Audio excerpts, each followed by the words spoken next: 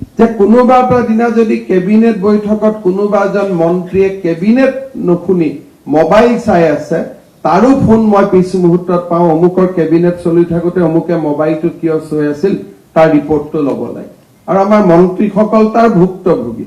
কোনোবাই ভাল কাপোৰ এসাজ পিন্ধিলেও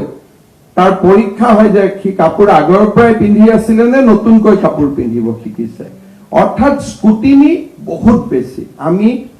যাৰ দায়িত্বত নাই সি স্কুটিনিত থাকিব নালাগে কিন্তু যাক দলে দায়িত্ব দিয়ে যদি দলে কাবাক বিধায়ক পাতিছে দলে কাবাক মন্ত্ৰী পাতিছে দলে কাবাক চেয়াৰমেন পাতিছে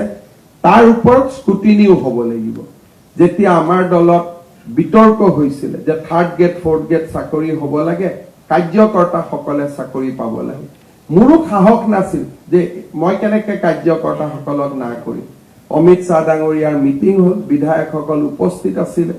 বিধায়কসকলে ক'লে যে চাকৰি দিয়াত আমাক সুবিধা দিব লাগে অমিত শাহ ডাঙৰীয়াই ক'লে যদি বিজেপিত থাকিব লাগে তেলে এইবোৰ কথা বাদ দিব লাগে বিজেপিত চাকৰি মেৰিটৰ ভিতৰত হ'ব মেধাৰ ভিত্তিত হ'ব ইয়াত আৰু একো হ'ব নোৱাৰে স্পষ্টতা আমাৰ নীতি আৰু আদৰ্শত কতো স্পষ্টতাৰ অভাৱ নাই